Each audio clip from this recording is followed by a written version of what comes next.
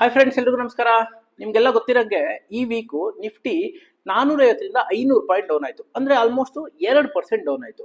ಈಗ ನನ್ನ ಹಿಂದಿನ ವಿಡಿಯೋ ನೋಡಿರೋರು ಏನಂತ ಯೋಚನೆ ಮಾಡ್ತಾ ಇರ್ತಾರೆ ಅಂತಂದ್ರೆ, ವಾಚ್ ಲಿಸ್ಟ್ ಅಲ್ಲಿ ಇದ್ದಿದ್ದಂತಹ ಸ್ವಿಂಗ್ ಟ್ರೇಡಿಂಗ್ ಸ್ಟಾಕ್ಸ್ ಈ ವೀಕಲ್ಲಿ ಏನಾಯ್ತು, ಸಿಕ್ಕಾಪಟ್ಟೆ ಬಿದ್ದೋಯ್ತಾ ಅಥವಾ ಯಾವ್ದಾದ್ರು ಟ್ರೇಡ್ ಬಂತಾ, ಟ್ರೇಡ್ ಬಂದಿರ್ಲಿಲ್ವಾ ಅಂತ ಯೋಚನೆ ಮಾಡ್ತಾ ಇರ್ತಾರೆ.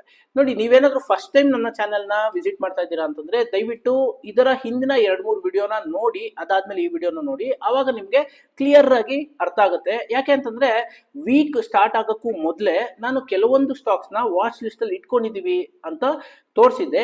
ಆ ಸ್ಟಾಕ್ಸ್ ಯಾವ ತರ ಪರ್ಫಾರ್ಮ್ ಆಯ್ತು ಈ ಡೌನ್ ಟ್ರೆಂಡ್ ಮಾರ್ಕೆಟ್ ಅಲ್ಲಿ ಅನ್ನೋದು ನಿಮ್ಗೆ ಗೊತ್ತಾಗುತ್ತೆ. ಅಗೈನ್ ವಾಚ್ ಲಿಸ್ಟ್ ಅಲ್ಲಿ ಇರುವಂತಹ ಎಲ್ಲಾ ಸ್ಟಾಕು ನಮ್ಗೆ 1 ಅವರ್ ಅಲ್ಲಿ ಬ್ರೇಕ್ಔಟ್ ಕೊಟ್ಟು ಟ್ರೇಡ್ ಬಂದಿರಲ್ಲ. ಆದ್ರೆ ಬ್ರೇಕ್ಔಟ್ ಕೊಟ್ಟಿರುವಂತಹ ಸ್ಟಾಕು ಏನಾಗಿದೆ, ಯಾಕೆ ಅಂತಂದ್ರೆ ಈ ಪ್ರೋಸೆಸ್ ಅಲ್ಲಿ ನೀವೇನಾದ್ರೂ ಡೀಪ್ ಆಗಿ ಕಲಿಬೇಕು ಅಂತಂದ್ರೆ ವಿಡಿಯೋಸ್ ನ ಕಂಟಿನ್ಯೂಸ್ ಆಗಿ ನೋಡ್ತಾ ಬನ್ನಿ. ಅದಾದ್ಮೇಲೆ ಈ ಪ್ರೋಸೆಸ್ ನಿಮ್ಗೆ ಓಕೆ ಅಂತ ಅನ್ನಿಸ್ತಾ ಇದ್ರೆ ಮಾತ್ರ ನೀವು ಕಲಿಯೋದ್ರ ಬಗ್ಗೆ ಯೋಚನೆ ಮಾಡಿ, ಇಲ್ಲ ಅಂತಂದ್ರೆ ಬೇಡ. ಹಾಯ್ ಫ್ರೆಂಡ್ಸ್, ನೋಡಿ, ಇದು ನಾನು ವಾಚ್ ಲಿಸ್ಟ್ ಅಲ್ಲಿ ಇಟ್ಕೊಂಡಿದ್ದಂತಹ one of the stock. Okay, ನೋಡಿ, ನಿಮ್ಗೆಲ್ಲ ಗೊತ್ತಿರಂಗೆ ಇಲ್ಲಿ ಲೆಫ್ಟ್ ಹ್ಯಾಂಡ್ ಸೈಡ್ ನಾನು ವೀಕ್ಲಿ ಚಾರ್ಟ್, ಅಂದ್ರೆ weekly chart is the base chart. About to breakout ಅನ್ನೋದಕ್ಕೆ ವೀಕ್ಲಿ ಚಾರ್ಟ್ ನ ನೋಡ್ತೀವಿ. ನೆಕ್ಸ್ಟ್ 1 ಅವರ್ ಚಾರ್ಟ್ ಅಲ್ಲಿ ಏನಾದ್ರು ಬ್ರೇಕ್ಔಟ್ ಆಯ್ತು ಅಂತಂದ್ರೆ ಟ್ರೇಡ್ ತಗೊಳ್ತೀವಿ ಅಂತ ಪ್ರೀವಿಯಸ್ ವಿಡಿಯೋಸ್ ಅಲ್ಲಿ ಹೇಳಿದೀನಿ. ನಮ್ಮ ಸಿಸ್ಟಮ್ ಪ್ರಕಾರ ಟ್ರೇಡ್ ಬರುತ್ತೆ ಅಂತ. ಆದ್ರೆ ನೋಡಿ, ಇಲ್ಲಿ ವೀಕ್ಲಿ ಚಾರ್ಟ್ ಅಲ್ಲಿ ಇಲ್ಲಿ ನಾವು ವಾಚ್ ಲಿಸ್ಟ್ ಅಲ್ಲಿ ಇಟ್ಕೊಂಡಿದ್ದಂಥದ್ದು ಈ ಕ್ಯಾಂಡಲ್ ಆಗಿದ್ದಾದ್ಮೇಲೆ, ಆದ್ರೆ ಇಲ್ಲಿ ಏನಾಗಿದೆ ಅಂತಂದ್ರೆ 20ನೇ ತಾರೀಕಿಂದ ನೋಡ್ತಾ ಬನ್ನಿ, ಇಲ್ಲಿ ಯಾವುದೇ ಒಂದು 1 ಅವರ್ ಅಲ್ಲಿ ಬ್ರೇಕ್ಔಟ್ ನ ಕೊಟ್ಟಿಲ್ಲ.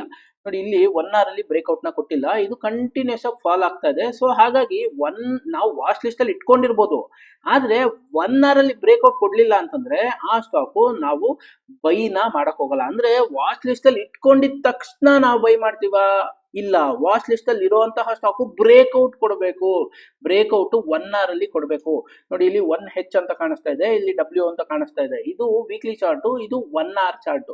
ಸೊ ಇದನ್ನ ನೋಡ್ಕೊಂಡು ನಾವು ಟ್ರೇಡ್ ನ ತಗೊಳ್ತೀವಿ. ಸೊ ಈ ಸ್ಟಾಕ್ ನಮಗೆ ವಾಚ್ ಲಿಸ್ಟ್ ಅಲ್ಲಿ ಇತ್ತು. ಈ ತರ ಎಷ್ಟೋ ಸ್ಟಾಕ್ಸ್ ಇತ್ತು, ಆದ್ರೆ ಎಷ್ಟೋ ಸ್ಟಾಕ್ಸ್ ಡೌನ್ ಬಂತು. ನಾವು ಯಾವುದೇ ಒಂದು ಟ್ರೇಡ್ ನ ತಗೊಂಡಿಲ್ಲ, ಬಿಕಾಸ್ ನಿಫ್ಟಿ ಡೌನ್ ಆಗ್ತಾ ಇತ್ತು, ಈ ಸ್ಟಾಕ್ಸ್ ಡೌನ್ ಆಗ್ತಾ ಇತ್ತು. ಅಂದ್ರೆ ನೀವು ಇಲ್ಲಿ ಏನ್ ಅರ್ಥ ಮಾಡ್ಕೋಬೇಕು ಅಂತಂದ್ರೆ, ಮಾರ್ಕೆಟ್ ನಾವು ವಾಚ್ ಲಿಸ್ಟ್ ಸ್ಟಾಕ್ಸ್ ನಾವು ವಾಚ್ ಲಿಸ್ಟ್ ಅಲ್ಲಿ ಇಟ್ಕೊಂಡಿದ ತಕ್ಷಣ ಅದು ಬ್ರೇಕ್ಔಟ್ ಆಗೇ ಆಗುತ್ತೆ ಅನ್ನೋದಲ್ಲ.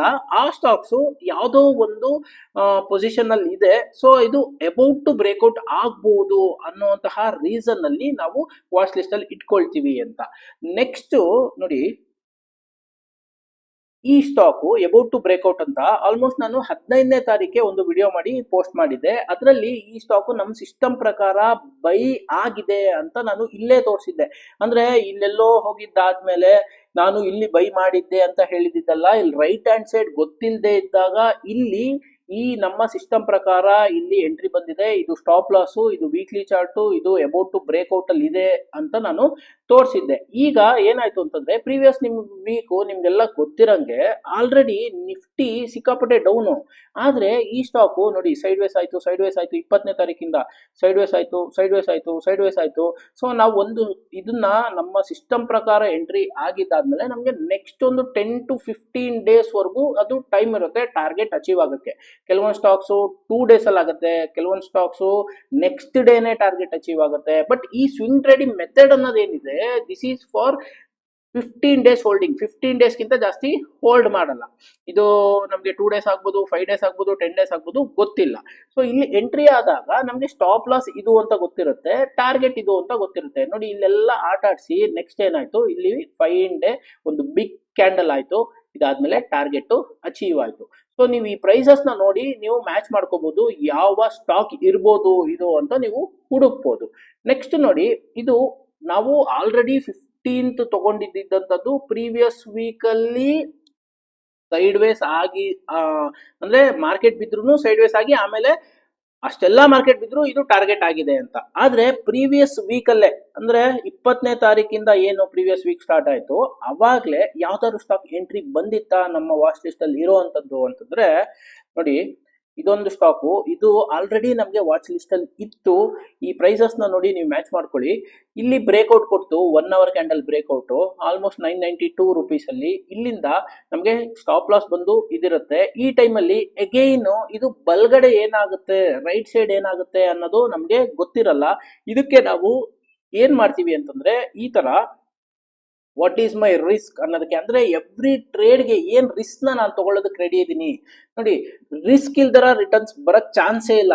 ಎಫ್ ಡಿ ಒಂದ್ ಬಿಟ್ರೆ ಬೇರೆ ನಿಮ್ಗೆ ಯಾವುದೇ ಆದ್ರೂ ಸ್ವಲ್ಪ ಎಕ್ಸ್ಟ್ರಾ ನಿಮಗೆ ರಿಟರ್ನ್ಸ್ ಬರಬೇಕು ಅಂತಂದ್ರೆ ಅದ್ರಲ್ಲಿ ರಿಸ್ಕ್ ಇದ್ದೇ ಇರುತ್ತೆ.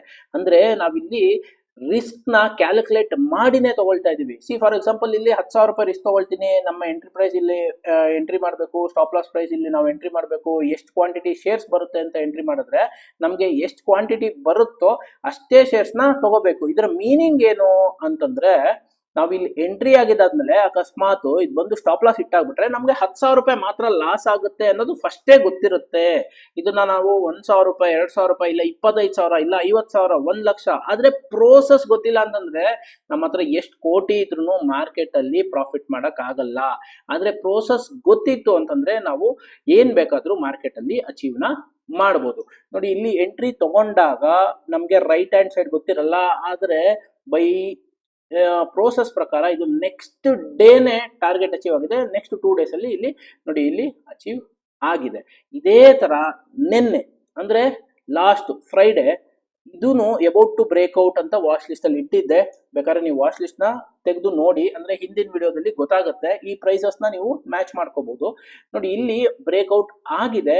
ಇದು ನಮ್ಗೆ ಫ್ರೈಡೆ ಬಂದಿರುವಂತದ್ದು. ಇವತ್ತು ನಾನು ಏನು ಈ ಪೊಸಿಷನ್ ಅಲ್ಲಿ ಶನಿವಾರ ಇವಾಗ ವಿಡಿಯೋ ಮಾಡ್ತಾ ಇದ್ದೀನಿ, ಈಗ ನನಗೆ ಇದು ಟಾರ್ಗೆಟ್ ಇಲ್ಲಿ ಅಚೀವ್ ಆಗುತ್ತಾ, ಇದು ಸ್ಟಾಪ್ ಲಾಸ್ ಹಿಟ್ ಆಗುತ್ತಾ ಅಗೇನ್ ಇವಾಗ್ಲೂ ನನಗೆ ಗೊತ್ತಿಲ್ಲ. ನಾನು ಏನ್ ಮಾಡ್ತಾ ಇದ್ದೀನಿ ಅಂತಂದ್ರೆ, ನೋಡಿ, ಇದು ನಮ್ಮ ಸಿಸ್ಟಮ್ ಪ್ರಕಾರ ಎಂಟ್ರಿ ಬಂದಾಗ 705 ರೂಪಾಯಿ, ಸ್ಟಾಪ್ ಲಾಸ್ ಬಂದು 680 ರೂಪಾಯಿ. ಸೊ 10,000 ರೂಪಾಯಿ ರಿಸ್ಕ್ ತಗೊಳ್ತೀವಿ ಅಂತಂದ್ರೆ ನಮ್ಗೆ ಇನ್ವೆಸ್ಟ್ಮೆಂಟ್ ಇಷ್ಟು ಬೇಕಾಗುತ್ತೆ, ಕ್ವಾಂಟಿಟಿ ಟು ಬೈ 400 ಕ್ವಾಂಟಿಟಿ ಬೇಕಾಗುತ್ತೆ. ಇದಕ್ಕೆ ನಮ್ಗೆ ನೆಕ್ಸ್ಟ್ ಒಂದು 10 days ಅಲ್ಲಿ ಐದರ್ ಈ ಟಾರ್ಗೆಟ್ ಅಚೀವ್ ಆಗಬೇಕು ಅಥವಾ ಸ್ಟಾಪ್ ಲಾಸು ಹಿಟ್ ಆಗಬೇಕು.